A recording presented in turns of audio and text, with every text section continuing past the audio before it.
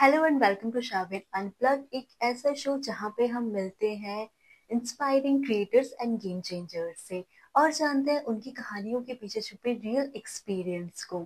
मैं हूँ आपकी होस्ट और दोस्त श्रेया, और आज हमारे साथ एक ऐसी मल्टी टैलेंटेड कंटेंट क्रिएटर जिन्होंने real estate, anchoring, yoga, skin care, fashion जैसे अलग अलग डाइवर्स नीच में अपनी एक अलग पहचान बनाई है। She is bold, creative and truly inspiring. Please welcome the amazing Megha Soni. Welcome to the show, Megha जी, कैसे हैं आप? Thank you, Shreya. Thank you so much for all these compliments and having me here. Yeah, let's start the show. Let's start the conversation. तो मेघा जी, सबसे पहले आप हमें ये बताइए कि आपने अपनी कंटेंट क्रिएशन की जर्नी कैसे शुरू करी? तो मेरे कंटेंट क्रिएशन की जर्नी स्टार्ट हुई थी 2018 में। मालदीव्स गई थी मैं। तो मुझे लगा कि यहाँ की जो यादें हैं या जो मेमोरीज हैं उनको जब मैं कुछ सालों बाद या कुछ टाइम बाद देखूं तो वो एक फिल्म की तरह मेरे दिमाग में चले। उसके लिए मैंने उनकी छोटी छोटी क्लिपिंग बना के एक पूरी वीडियो बनाई और अपने इंस्टाग्राम और यूट्यूब चैनल पे पोस्ट कर दी। फ्रेंड्स ने, रिलेटिव्स ने देखा, उनको काफ़ी अच्छी लगी। तो लोग पूछने लगे कि आप कैसे गए थे, कौन सी डील ली, कौन सा पैकेज लिया, वहाँ पे जाना कैसा है, उस वहाँ की जगह के बारे में इंफॉर्मेशन लेने लगे। तो हमें लगा कि यार ये तो वैल्यू एडिशन भी हो रहा है लोगों को।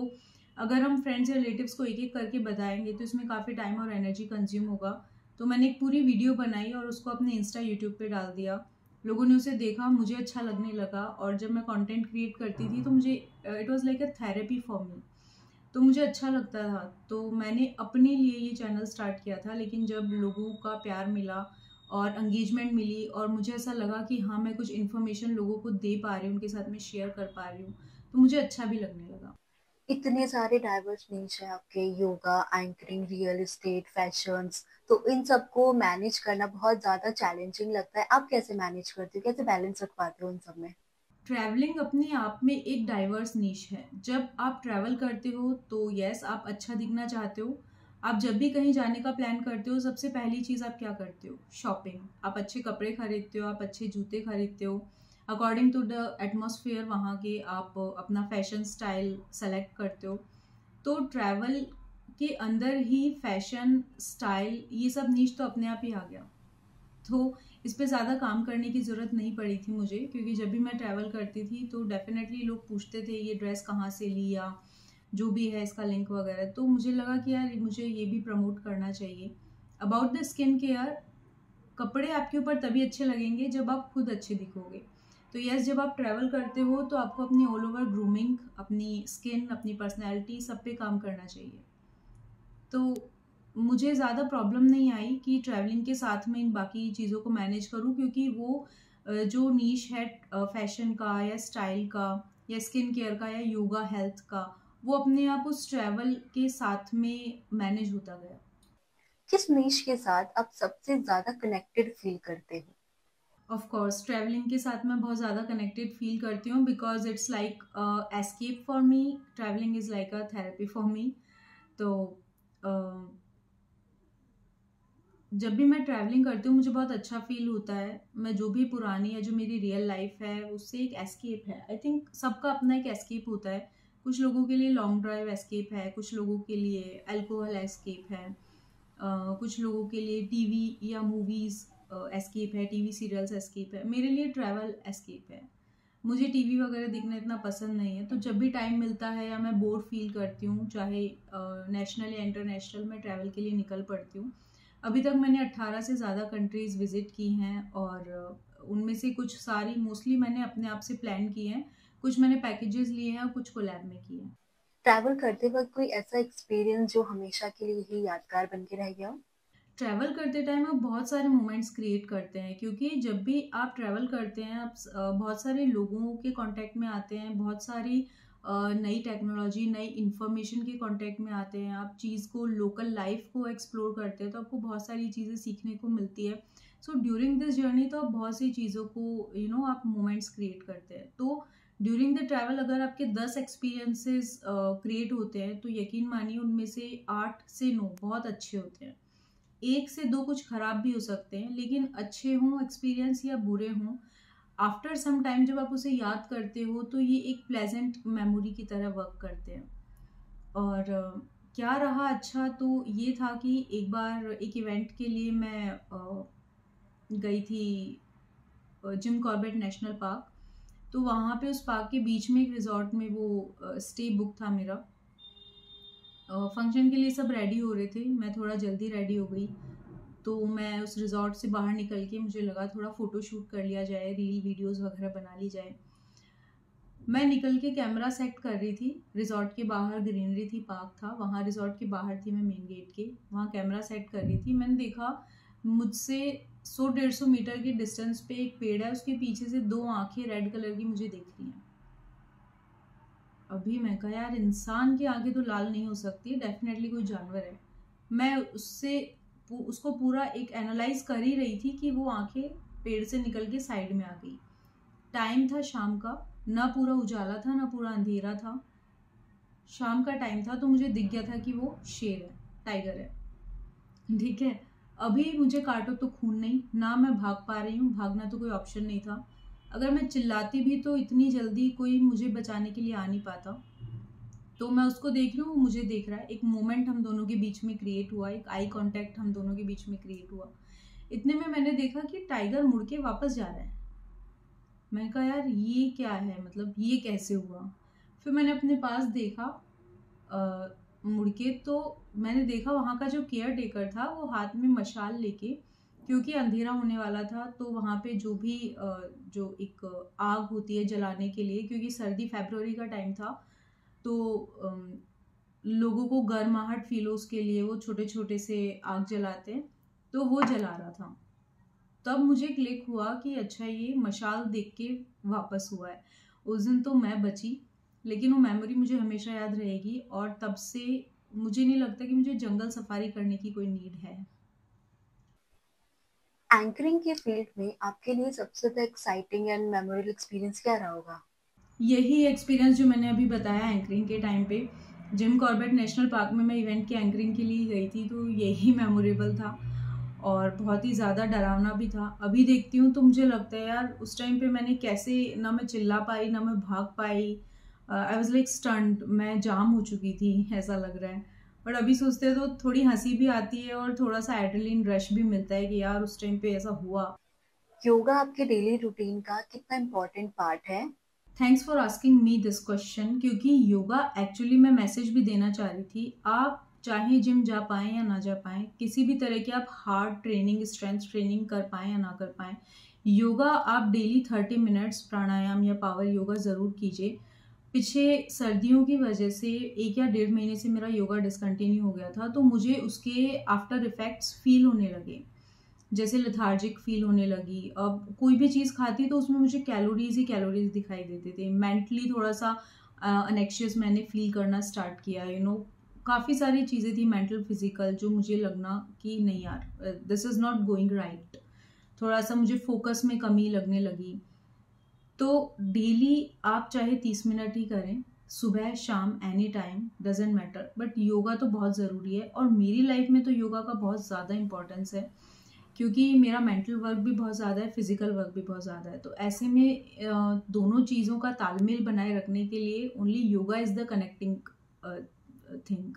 एक योगा ही चाबी है जो दोनों तालों को खोलती है और दोनों चीज़ों को कनेक्ट करती है, मेरे दिमाग को मेरे बाकी की बॉडी से। तो इसलिए ये तो मेरे लिए बहुत ज़रूरी है। योगा आपके डेली रूटीन का कितना इम्पोर्टेंट हिस्सा है? क्या कोई ऐसा पर्सनल फेवरेट पोज है आपका जो स्ट्रेस रिलीफ में इम्पोर्टेंट है? और योगा में मैं पावर योगा करती हूँ मोस्टली। प्राणायाम मैं वीक में 1 दिन करती हूँ। पावर योगा दिन में 3 से 4 बार। एक दिन कार्डियो का रहता है। मैं डाइट बहुत ज़्यादा नहीं देखती हूँ, मैं डाइटिंग नहीं करती हूँ। जो मुझे अच्छा लगता है, जो मन होता है वो मैं खाती हूँ, बट थैंक्स टू योगा कि उसका इफेक्ट ज़्यादा नहीं आता है बॉडी पे, क्योंकि power yoga itself is a very effective exercise for weight loss also. आपके ऐसे 3 स्किन केयर टिप्स जो हम सबको ही फॉलो करने चाहिए, बिकॉज आप है स्किन केयर से। या skin care is very important. मैं आपको बताती हूँ कि स्किन केयर से आपका शुक्र ग्रह भी मजबूत होता है। वीनस जो फैक्टर है वो आपका स्ट्रांग होता है जब आप अपना केयर करते हो, और आपकी वीनस स्ट्रांग होने से आपकी लाइफ में लग्जरी आती है। तो चाहे मेल हो या फीमेल हो, बच्चा हो या बूढ़ा हो, उसे अपना ध्यान ज़रूर रखना चाहिए। स्पेशली ये जो लग्जरियस ट्रीटमेंट होता है वो ज़रूर खुद को देना चाहिए, लाइक स्किन केयर हो गया, मसाज हो गया, कुछ एक्स्ट्रा कलर कॉस्मेटिक्स वगैरह, अच्छा दिखना, अच्छा स्मेल करना, अच्छा फील करना, ये सबका हक है और सबको करना भी चाहिए। इससे कॉन्फिडेंस आता है, आप जो भी काम करते हो उसमें आपकी एफिशिएंसी 2 से 4 गुनी तक बढ़ जाती है। आप लोगों को ज़्यादा वैल्यू एडिशन कर पाते हो, लोगों के आगे ज़्यादा कॉन्फिडेंट फील कर पाते हो। जब आप कॉन्फिडेंट फील करोगे तो ऑफ कोर्स आप अच्छा कंटेंट प्रोड्यूस करोगे, आप अपना जो काम है उसमें ज़्यादा एफिशिएंसी लेके आ पाओगे। तो ये सारी चीज़ें काम करती है। स्किन केयर के लिए बहुत कुछ करने की ज़रूरत नहीं है, चाहे आप घरेलू इलाज फॉलो करें या फिर आप कोई बाहर से महंगी या सस्ती जो भी आप स्किन केयर ट्रीटमेंट लेके आएँ, लेकिन अपने बजट के अकॉर्डिंग आप एक अपने लिए स्किन केयर रखें। मैं मिक्सअप करती हूँ, मैं घर पे भी चीज़ें बना लेती हूँ, जैसे उपटन वगैरह हो गया, और मैं बाहर से भी मैंने प्रीमियम स्किन केयर प्रोडक्ट्स मंगवा रखे हैं। मैं मोस्टली यूज़ करती हूँ आर्टिस्ट्री के स्किन केयर प्रोडक्ट्स, वो मेरी स्किन को सूट करते हैं और पिछले 10 साल से मैं वही यूज़ कर रही हूँ, तो it's very suitable for me. आपकी 3 ऐसे स्किन केयर टिप्स जो हम सबको ही फॉलो करने चाहिए। आप वीक में एक बार अपने स्किन को पैम्पर ज़रूर करें, प्रॉपर क्लेंजिंग करें, देन टोनिंग, देन थोड़ी सी मसाज, और उसके बाद में नाइसली एक क्रीम लगाकर जस्ट लीव दिस। जितना हो सके मेकअप का यूज़ कम करें या ना करें, क्योंकि अभी तो फोटोज़ तो वैसे ही बहुत अच्छी आती है, फिल्टर एंड ऑल ये सब होने के बाद मुझे नहीं लगता कि मेकअप की इतनी नीड है। क्योंकि मेकअप से आपके पोर्स, कोई भी क्वालिटी का आप मेकअप यूज़ करो उससे आपके पोर्स बंद होते हैं, उससे आपकी स्किन को सांस नहीं आ पाती है प्रॉपर, तो वो बहुत जल्दी डेड होने लगती है। तो जितना हो सके stay away from the makeup, लेकिन एक अच्छे स्किन केयर में ज़रूर इन्वेस्ट करें। फेस पे ग्लो डाइट पे भी मैटर करता है। अच्छी डाइट लें, फाइबर खाएं, प्रोटीन खाएं, गुड फैट्स लें लाइक ओमेगा 3, जो कि आपको अखरोट वगैरह में, सैल्मन फिश इन सब में मिल जाता है। So this is all, that's all. मैं बहुत ज़्यादा केयर नहीं करती हूँ, बट जस्ट मेरी चॉइसेस सही हैं, तो मैं मैसेज भी यही दूंगी कि अपनी चॉइसेस अच्छी रखें तो आपको एक्स्ट्रा कुछ करने की नीड नहीं पड़ेगी। फैशन में आए दिन ट्रेंड्स चेंज होते हैं, तो आप कैसे अपडेटेड रहते हो? ओके, हाँ, ये एक बहुत ही सोचने वाली चीज़ है कि जब इतने फास्ट फैशन चेंज हो रहा है तो हम ऐसा क्या करें कि हम हमेशा रिलेवेंट रहें, एवरग्रीन रहे हमारा स्टाइल, और हम आउट ऑफ द ट्रेंड ना हो। देखिए, जो भी चीज़ सेलिब्रिटीज़ कर रहे हैं या बहुत कम लोग जो अपर लेयर के, जो बहुत सेलेक्टिव लोग हैं, फेमस लोग हैं, वो कर रहे हैं, दैट्स ट्रेंड, ठीक है, उसको फैशन बोलते हैं। लेकिन कोई भी चीज़ अगर मास ने फॉलो करना स्टार्ट कर दिया है, अगर बहुत सारे लोग उसे कर रहे हैं, ऑलमोस्ट सब लोग वो चीज़ पहन रहे हैं, तो फिर वो उसमें सैचुरेशन आ जाता है और हम उसको कहते हैं कि वो आउट ऑफ ट्रेंड हो गया है। लेकिन मैं ये सब नहीं देखती, मैं वो सारी चीज़ें पहनती हूँ जो मुझे अच्छी लगती है, मेरी बॉडी टाइप के अकॉर्डिंग होती है। मैं उस जिसमें कंफर्टेबल फील करती हूँ। अगर आप कंफर्टेबल फील करोगे तो आप अपने आप में एक स्टाइल स्टेटमेंट हो, आप अपने आप में एक फैशन हो। हमने बहुत सी चीज़ें देखी है कि सेलिब्रिटीज़ जो हैं बहुत महंगे और अच्छे कपड़े पहनते हैं, बट वो इस टाइप के होते हैं कि वो खुद उसमें कॉन्फिडेंस फील नहीं करते उसको कैरी करने में या किसी भी जगह पे, तो वो ड्रेसेस उन पर उतनी अच्छी नहीं लगती हैं।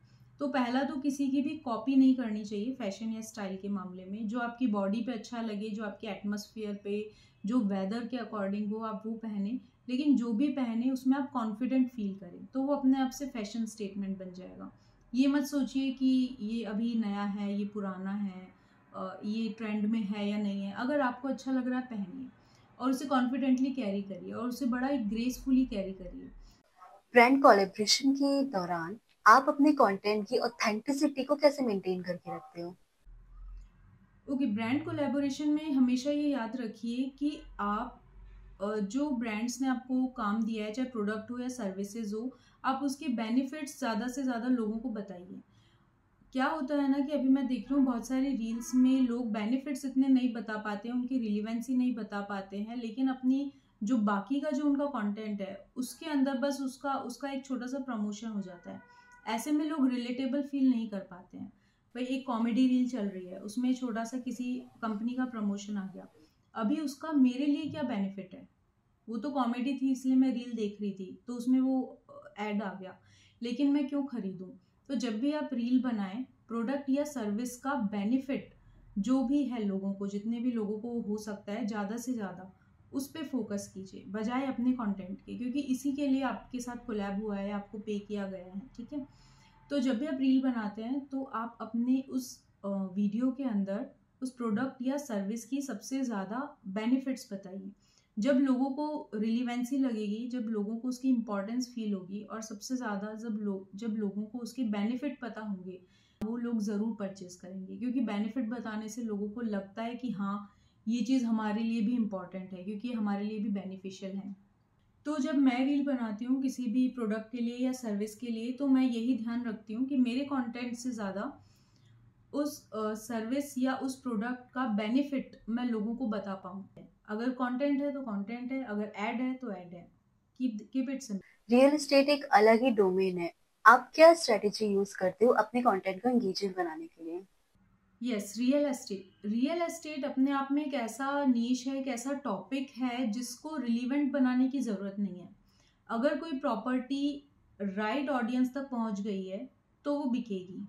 उसके लिए आपको उस पर कुछ फिल्टर लगाने की, कुछ उसको अट्रैक्टिव एंकर उसमें दिखाने की या कुछ उसमें करने की ज़रूरत नहीं है। आप उस पर ट्रेंडिंग गाना लगाएं ना लगाएं, अगर आपकी प्रॉपर्टी कोई वैल्यू प्रोवाइड करने वाली हुई, रिलीवेंट हुई फॉर द ऑडियंस, और सबसे बड़ी बात है अगर वो आपकी टारगेटेड ऑडियंस तक पहुंची, आपके प्रॉपर बायर तक पहुंची, तो फिर उसका काम होना तय है, वो बिकनी तय है। देन एक बार लीड मिलने के बाद में उसको क्लोजिंग करना वो आपका काम है।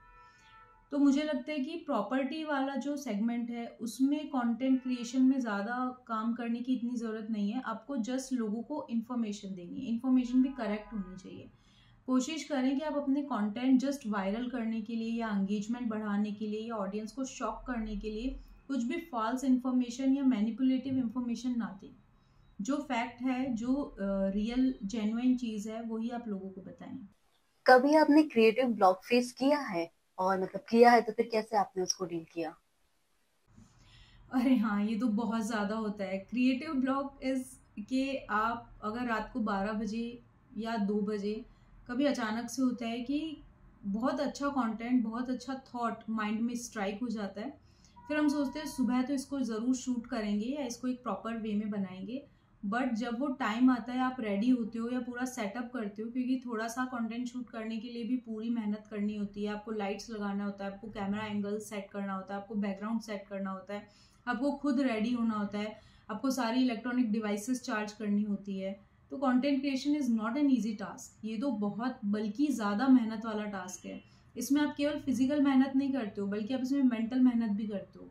ऐसा नहीं हो सकता कि आप गाने सुनते सुनते क्वेश्चन सॉल्व कर रहे हो, या आप कुछ और मेंटल दिमाग में कुछ और चल रहा है और आप हाथों से कुछ और नहीं। इसके अंदर तो आपको 100% मेंटली फिजिकली प्रेजेंट होना पड़ेगा एट वन प्लेस। तो ऐसे में दोनों बॉडी और माइंड का कॉम्बिनेशन हर टाइम अवेलेबल हो ऐसा ज़रूरी नहीं है। तो ऐसे में कई बार होता है कि कभी ऑड टाइमिंग पे जब आप लोगों के बीच हो, टॉयलेट में हो, स्पेशली टॉयलेट्स में सबसे ज़्यादा क्रिएटिव आइडियाज़ आते हैं, लेकिन उस टाइम पे आप उसको ऑब्वियसली आप उसको एग्जीक्यूट नहीं कर पाते। लेकिन जब तक आप उसको पूरा सेटअप बना के शूट करने लगते हो तो वो दिमाग से उड़ जाता है, पूरा चला जाता है। इनफैक्ट याद भी नहीं रहता कि वो किस टॉपिक के बारे में था। तो ऐसा तो बहुत होता है।